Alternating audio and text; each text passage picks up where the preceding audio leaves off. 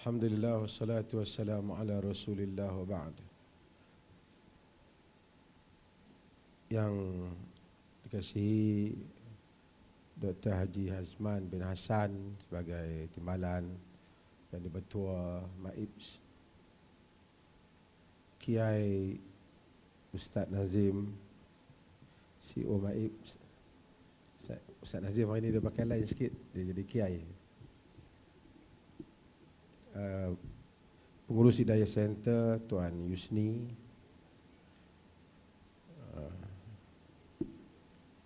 yang Dipertua Ikram Pulih Muhammadiyah Dr. Syahril,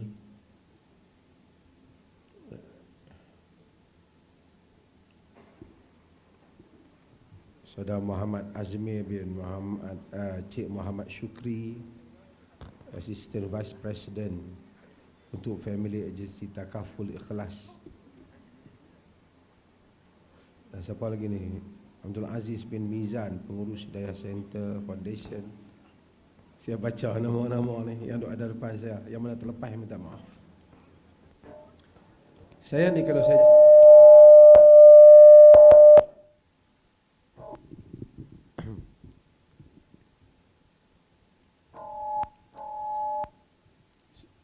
dia tak boleh pakai yang ni. Kita pergi pakai yang ni. Boleh? Dia tak usah kucai lah. Nah?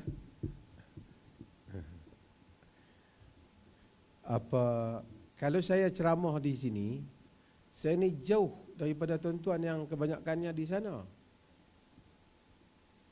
Dan kalau saya berceramah, saya rasa tadi tuan-tuan dan perempuan telah dengar ceramah yang panjang. Saya minta pada pihak penganjur supaya kalau boleh kita buka sesi soal jawab dalam masa yang ada. Boleh ke punya? Ha? Kita minta saudara-saudara kita yang bukan Muslim tanya soalan, apa-apa saja soalan. Soalan yang sensitif pun boleh, tak sensitif pun boleh. Jadi kita ada ruang untuk kita jawab. Lepas tu kita boleh bermesra. Jadi mungkin mereka ada soalan, mereka mai, mereka nak tahu orang Islam buat apa, pasal apa. Jadi kita bagi peluang mereka bertanya. Jadi saya akan pegang mikrofon ni ataupun ni bagi kepada mereka. Jadi kita boleh bincang apa yang menjadi persoalan di kalangan kita. Boleh. Kita punya DJ kita tak usah main dah. Muzik-muzik pun nanti sekejap kita buka balik.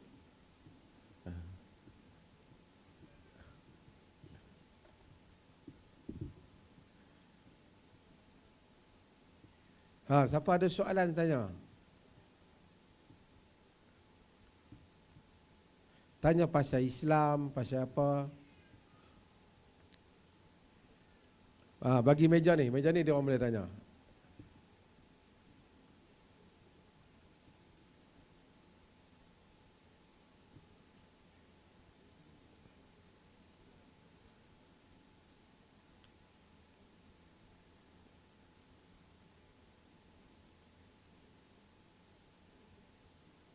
Ada soalan? Mungkin mereka ada soalan yang selama ni mereka rasa nak tanya, pasal apa Islam buat macam tu. Mungkin mereka tahu, dapat keliru. Terima kasih. Kalau sebut nama sikit, kita boleh berkenalan. Sempetang, nama saya. Okey, soalan saya untuk petani. Okey, macam kami menyambut hari Deepavali. So tarikh yang kami menyambut hari Deepavali itu dalam India lah, kami akan tengok itu bintang dan bulan untuk menyatakan hari Deepavali macam Deepavali selalunya datang bulan 11, bulan 10 macam tu. Tapi sebab apa raya setahun dia akan extend satu bulan. Oh, pasal apa raya orang Islam? Ya. Okay. Ada mikrofon lain tak? Ada tu.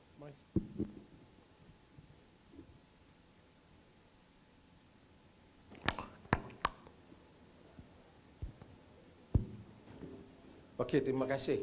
Saya mau jawab kat sini lah. Jauh sangat sana kan. Jadi dia pun tak kenal orang Islam, selalu mungkin jumpa saya mufti boleh. Tapi mungkin orang non-Muslim kadang-kadang tak sempat jumpa. Saya duduk sini senang tanya. Dalam Islam dia dalam tahun ni dia ada dua istilah. Satu dia panggil Syamsiah, lunar, dia tengok kepada matahari. Satu tengok kepada bulan.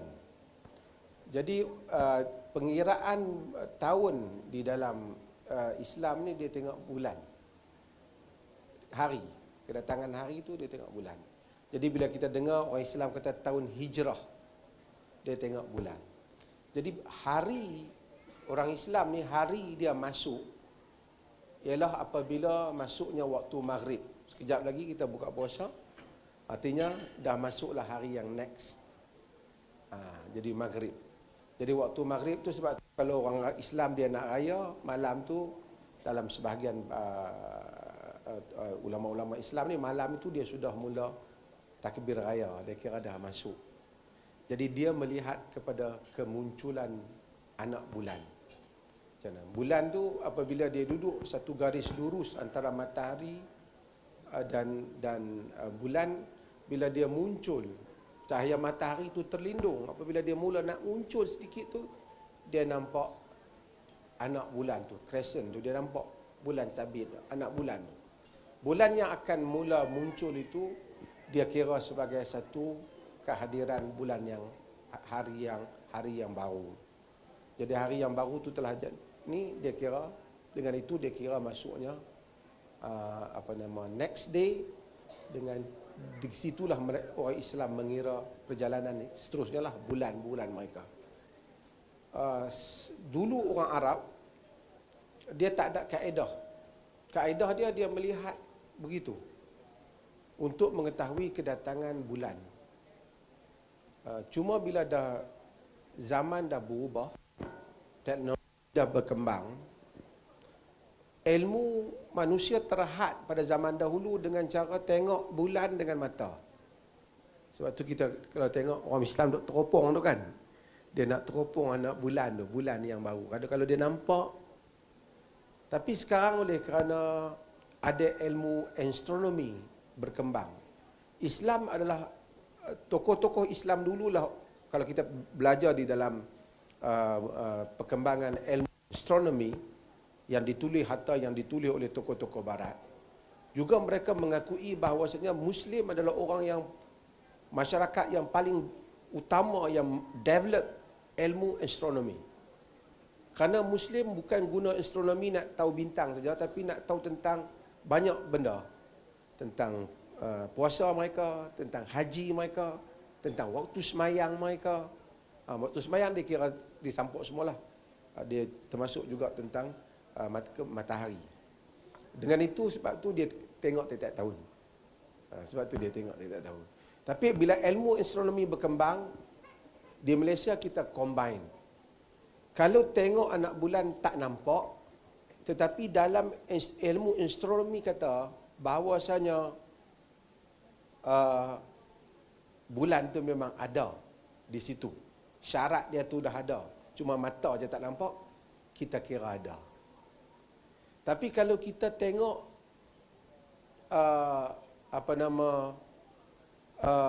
astronomi kata tak ada, tapi bila tengok ada, kita kira tengok. Kita pakai yang tengok. Itu kaedah yang digunakan lah.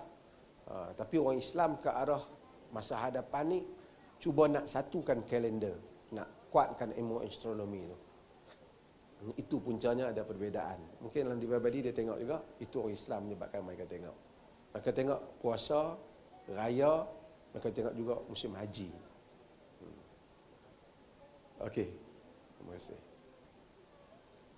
Okey. Ada lagi soalan lain? Okey dah. Salam sejahtera dan salam petanglah kepada yang hadir. Saya nak tanya dua soalan.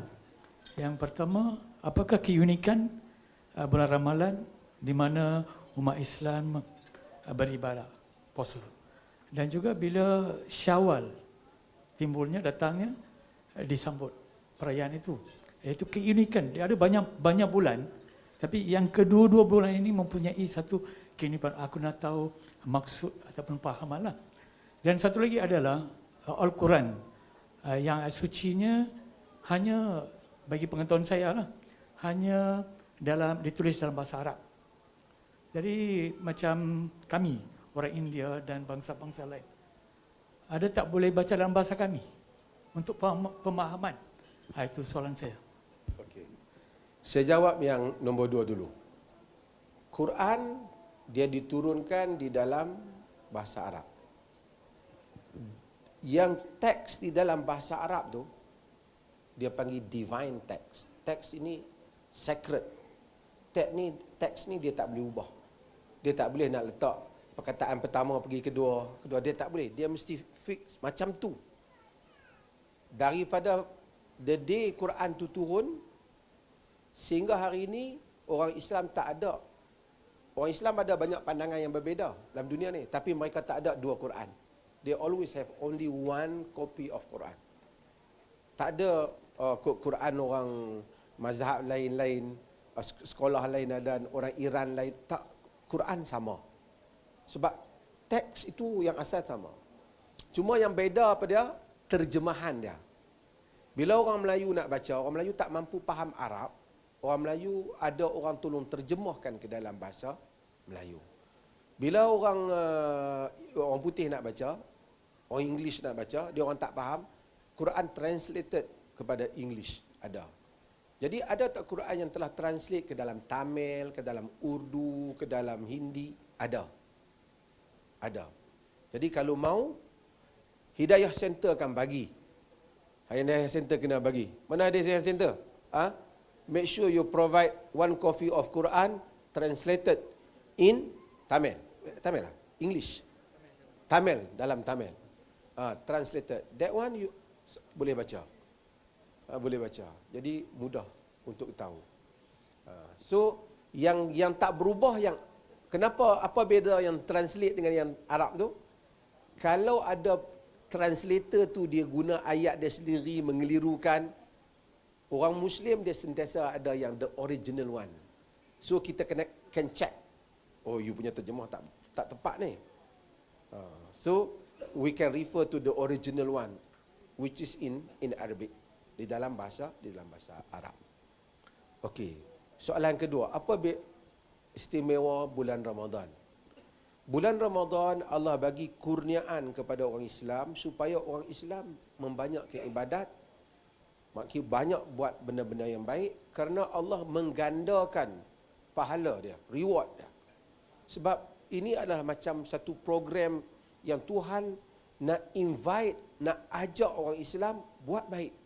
Jadi dia bagi satu kelebihan. Macam misalnya kita nak galakkan orang buat satu baik, kita kata siapa hari ini, siapa yang buat satu kebaikan, saya akan bagi kelebihan. Mungkin kemarin saya tak bagi, hari ini saya beri.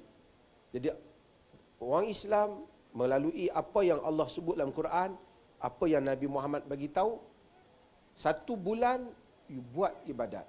Kalau you bagi sedekah, bulan lain you donate, bagi derma pada orang, bulan lain pun dapat pahala juga. Tapi bulan puasa, lebih pahala dia. Kemudian dia galakkan supaya siang berpuasa untuk menahan diri daripada melakukan benda-benda yang salah. Malam dia suruh kita sembahyang. Tumpu bangun malam sembahyang.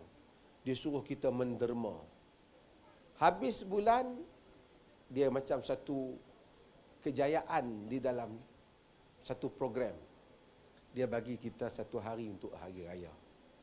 Dalam Islam yang betulnya, hari raya only one day. The first Syawal. Tapi orang Malaysia dia suka raya banyak. Itu orang Melayu dia raya sampai sebulan. Tapi actually dalam Islamic teachingnya only the first day of Syawal. Hari pertama bulan Syawal. Yang lain tu kira seronok sajalah. Hari itu saja yang dia orang datang sembahyang, pergi sembahyang dan seumpamanya. Jadi yang istimewa tu bulan Ramadan. Syawal tu dah buka dah. Jadi dia bagi satu hari untuk raya.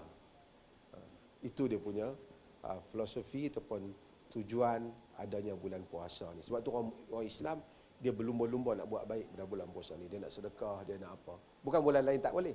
Bulan ni dia dapat pahala yang lebih. Okey, jelas ya? Okey. Ada soalan sini? Silakan. Ada soalan? Okay.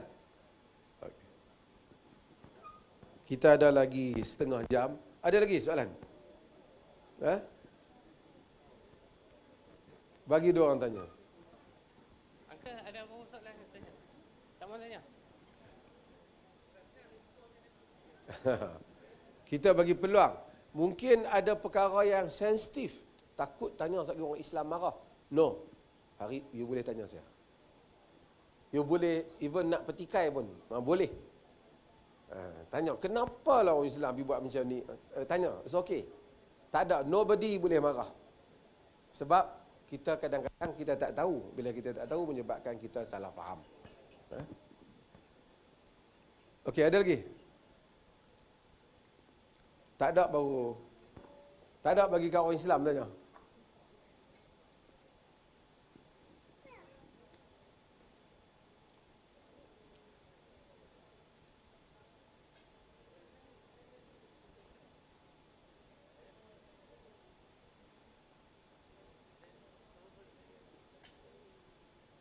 Okey.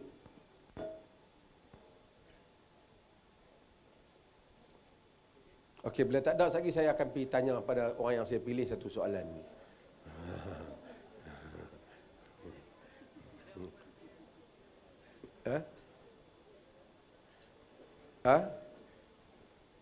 Lagi saya akan tanya meja mana-mana yang saya tak kenal, saya tanya satu soalan.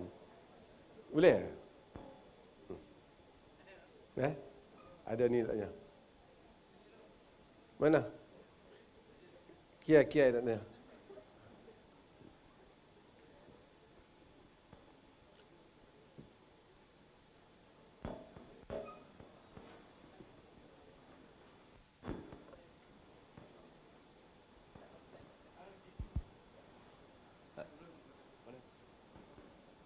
Oh, Datuk kat belakang. Assalamualaikum, Datuk. Saya punya soalan ni mewakili ramai lah sebenarnya. Nak tanya pendapat Datuk.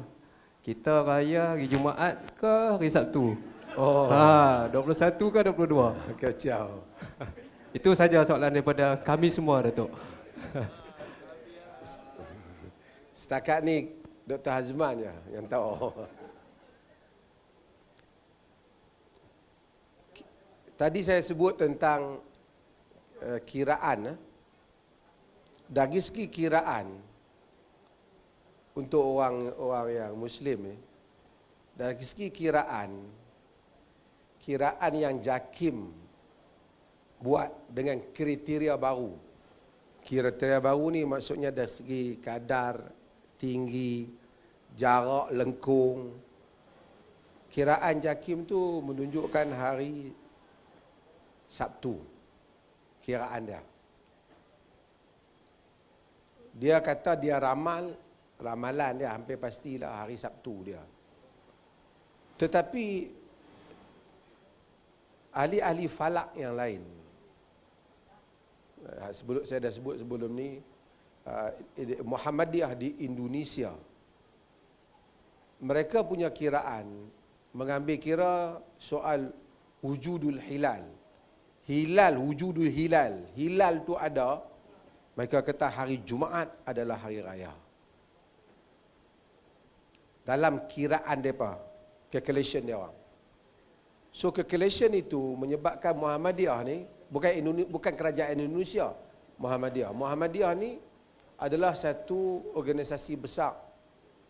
Muhammadiyah telah isytihar raya pada hari Jumaat. Cumanya kita baca berita daripada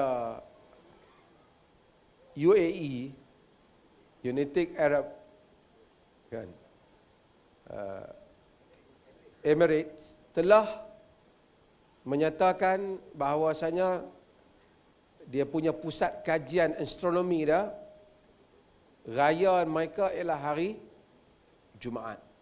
Cuma perbezaan dia sedikit ialah dari segi matlak, tempat terbit tu dia berbeza pasal dia jauh pada kita.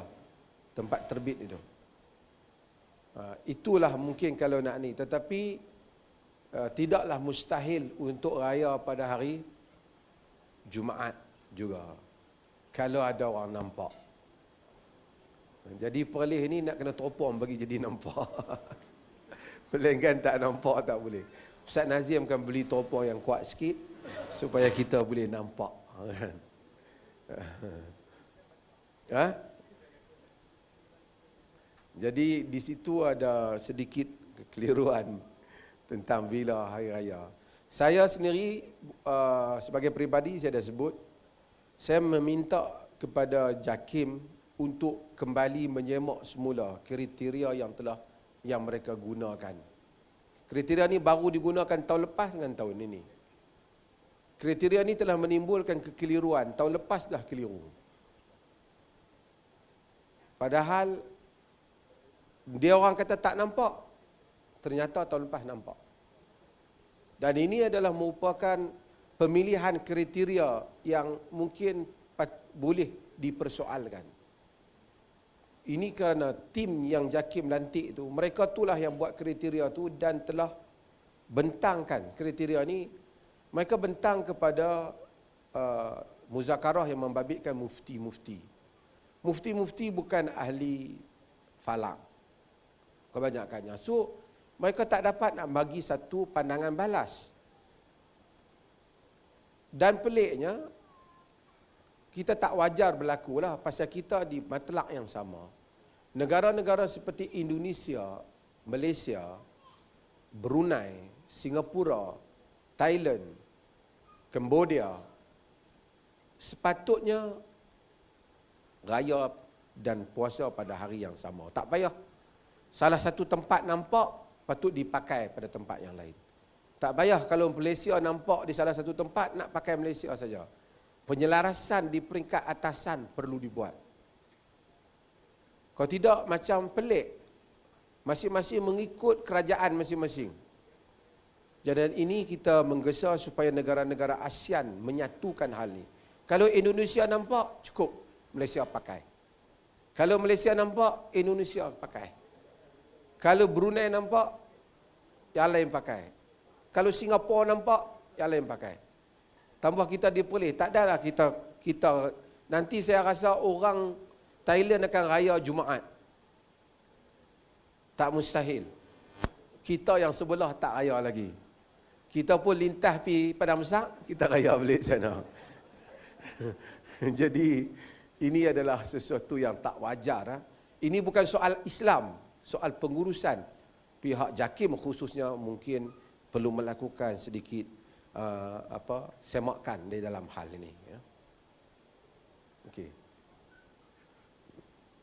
Ada lagi? Jadi nak raya tak? Cuma siapa yang beli tiket hari Jumaat, berhati-hati.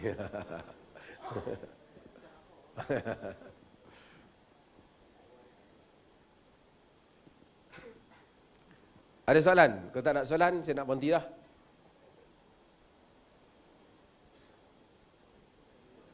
Saya duk ingat uncle-uncle kita di sana tanya. Dia orang senior. Tapi dia orang malas sembang.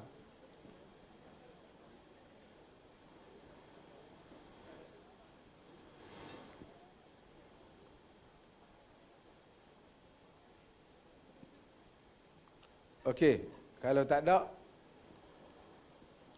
saya nak sebut satu hal yang boleh kita kongsi dengan saudara-saudara non-Muslim juga.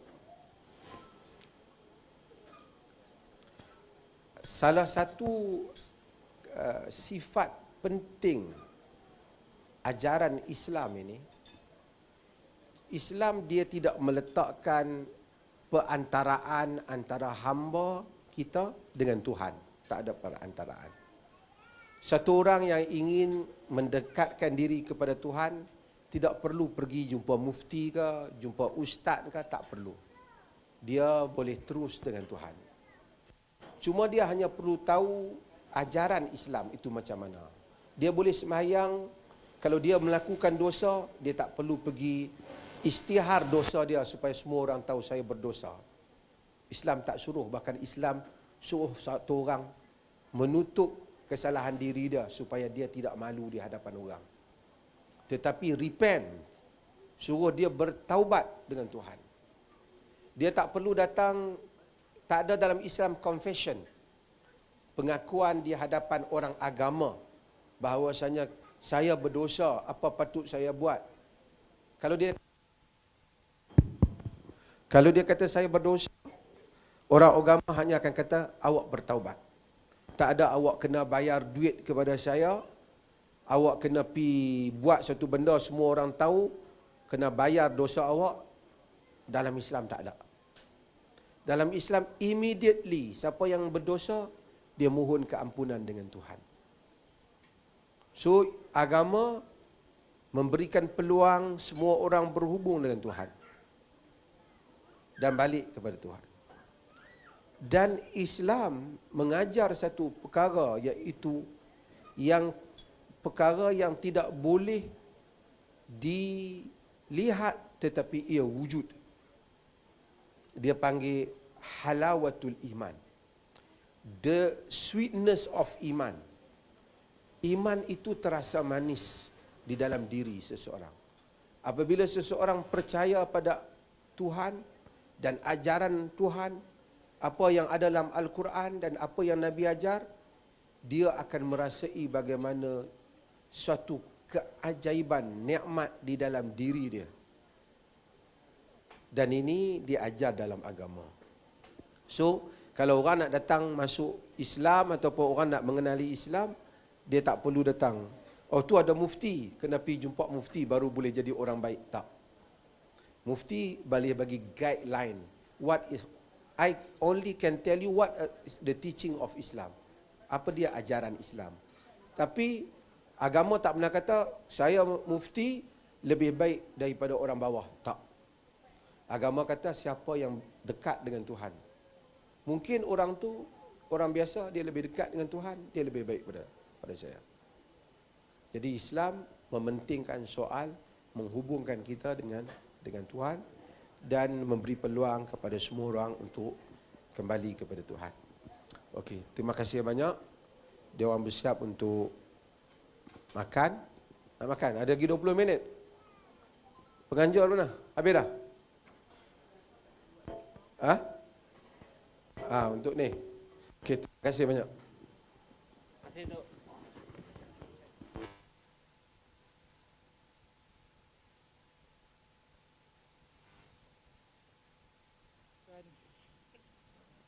Majlis merakamkan setinggi-tinggi penghargaan dan terima kasih kepada Sahibus Samahah Profesor Dato' Arif Perkasa Dr. Muhammad Asri bin Zainul Abidin, Mufti Kerajaan Negeri Perlis atas perkongsian